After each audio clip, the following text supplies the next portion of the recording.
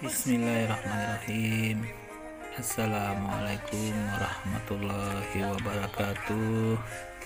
Sahabat-sahabat yang beriman, dimanapun saat ini Anda berada, jumpa lagi dengan Madia.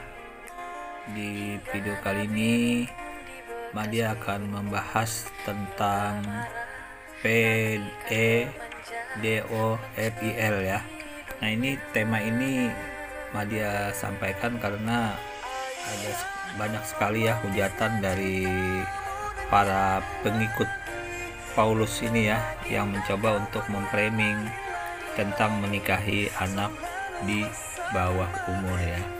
Nah, ini tuduhan-tuduhan seperti ini terlontar dari penghujat ya, seperti Sophie Atul ya, terus Kiamat, terus Edis dan lain-lain. Nah, jadi tuduhan-tuduhan ini yang akan Madia jawab langsung, bahwa peristiwa yang terjadi awal-awal Islam dahulu ya, pada awal mula Islam datang itu di zaman masa namanya jahiliyah, dimana di masa jahiliyah itu para penyembah pagan, para penyembah berhala pada masa itu, masyarakatnya dan adat istiadatnya yang sangat bertentangan sekali adalah dimana bayi-bayi terus anak-anak perempuan itu dikubur hidup-hidup pada masa itu ya. Jadi kalau ada bayi atau anak-anak perempuan itu jadi aib, itu bisa dibunuh, dikubur hidup-hidup oleh kedua orang tuanya maupun para tokoh-tokoh, para pimpinan berhala ya, penyembah berhala pada masa itu ya. Itu bisa disebabkan dengan pengorbanan ya, terutama pengorbanan untuk nenek moyang leluhurnya, untuk persembahan patung-patung dan berhala-berhala lah. Ini yang terjadi di zaman masa-masa Islam itu datang pada masa Nabi Muhammad SAW awal mula menyebarkan Islam ya di tanah Arab pada saat itu. Nah, seiring dengan itu, bila kita bandingkan di ajaran sebelumnya, yaitu di ajaran Nabi Musa, kalau di zaman Nabi Musa adalah anak laki-laki ya, di zaman Nabi Isa atau Yesus anak laki-laki. Apa itu anak laki-laki? Mereka bunuh ya, mereka korbankan. Itu pada saat itu para masyarakat dan orang-orang pada saat itu berusaha untuk menyelamatkan anak-anak laki-lakinya pada saat itu dengan berbagai macam cara. Ada yang disembunyikan di mana-mana, di hutan, di gua, maupun dibuang, dilarutkan ke sungai ya, seperti itu pada saat itu.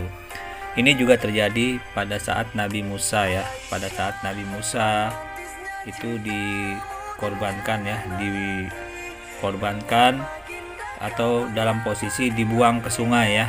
Tapi alhamdulillah diselamatkan oleh Allah Subhanahu wa taala ya. Allah selamatkan dia dengan diambil sendiri oleh para keluarga dari Firaun pada saat itu ya.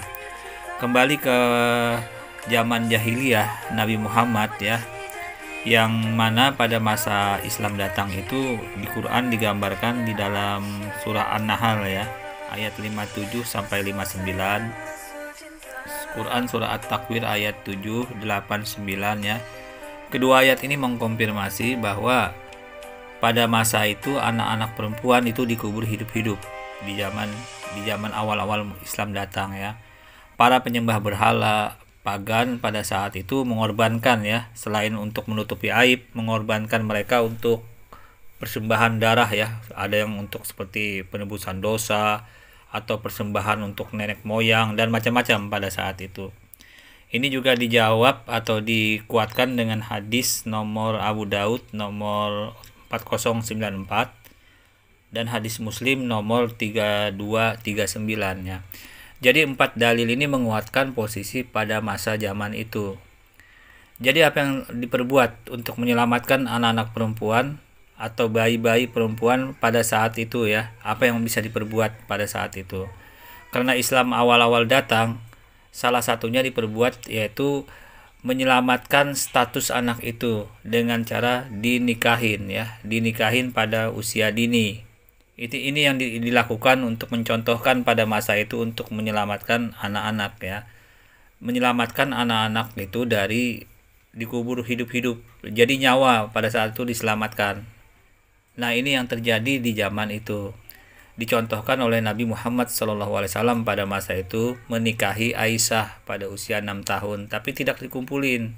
Ini salah satu contoh agar salah diikutin pada saat itu, pada masa yang sangat berat, zaman jahiliyah penyembah pagan pada masa itu, seperti yang terjadi ya. Jadi apa yang bisa hikmah yang bisa diambil di sini adalah tuduhan ya, tuduhan menikahi anak di bawah umur, PDOEFIL itu ya, itu tuduhan seperti itu adalah orang tuduhan orang-orang kafir yang ingin menjelek-jelekan, menghujat Nabi Muhammad SAW dengan menikahi ya anak di usia di bawah umur itu gitu loh. Padahal orang-orang kafir ini penyembah mayat yang bisa mati 3 hari ini ya, mereka nggak sadar bahwa nyawa itu taruhannya pada masa itu. Nah, di salah satu untuk menyelamatkan nyawa itu dengan dinikahin, karena status anak itu berubah gitu loh. Maka jadi tanggung jawab orang tuanya. Nah, orang-orang kafir penyembah mayat mati 3 hari ini nggak sadar gitu loh. Penyembah mayat mati 3 hari ini nggak sadar bahwa begini loh caranya untuk menyelamatkan bayi-bayi yang ada pada saat itu atau anak-anak yang ada saat itu. Jadi nilai moralnya apa yang bisa diambil dari menikahi di bawah umur ini? Nilai moralnya adalah salah satunya untuk menyelamatkan nyawa ya. Kalau orang-orang kafir ini dia tidak tahu nyawa ya, tidak bisa menghargai nyawa orang lain. Dia taunya menjelek-jelekan, membuli, menghujat ya, seperti keluar dari mulut Sopiatul ya, keluar dari mulutnya siapa, Edis, Kiamat, dan para penghujat lainnya ya, termasuk di akun Lidara itu ya, dan sang penggugat seperti itu ya. Jadi ini yang terjadi, yang Madya akan sampaikan posisi yang terjadi pada saat itu ya, yang terjadi, dan ini nggak bisa dibantah gitu loh. Jadi dasarnya dalam Islam sangat kuat ya. Selain menikahi di usia dini itu untuk, kalau dalam posisi hadis ya, untuk ke dalam posisi hadis memang beliau ya, Sayyidina Aisyah radhiyallahu anhu ini, istri Nabi Baginda ini, sangat banyak sekali meriwayatkan hadis. Jadi dalam rujukan hasanah hadis ya, rujukan kedua setelah Al-Quran itu juga banyak dari Aisyah hadis-hadisnya itu. Selain itu juga keutamaan Aisyah dibandingkan istri-istri Nabi yang lain itu sangat sangat istimewa. Tapi Madya tidak rujuk ke sana. Selain itu, hadis yang meriwayatkan Aisyah usia 6 tahun ini sebenarnya ada kritikan hadis untuk masa usianya ini. Karena ada hadis lain yang menggambarkan beliau itu dinikahin pada usia di atas 15 tahun ya, 16 tahun ke atas.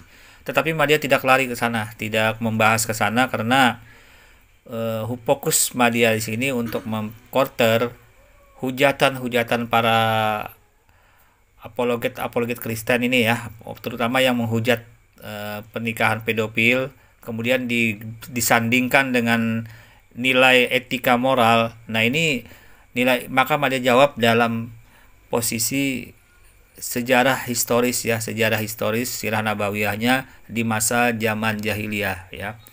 Jadi kalau orang-orang kafir ya, pengikut Paulus ini menuduh Nabi Muhammad dalam posisi ini menikahi di bawah umur itu nilai moralnya negatif, maka akan terjawab dengan posisi bahwa untuk menyelamatkan ya anak-anak pada masa itu yang dikubur hidup-hidup, beliau mencontohkan seperti itu agar terselamatkan perempuan-perempuan yang masih kecil pada saat itu. Nah, kalau orang-orang kafir mengatakan nilai moralnya di mana? Nilai moralnya adalah nyawa taruhannya pada saat itu.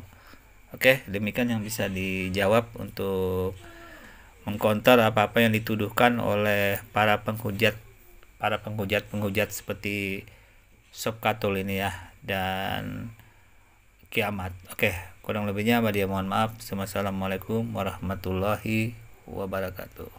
Alhamdulillahilladzi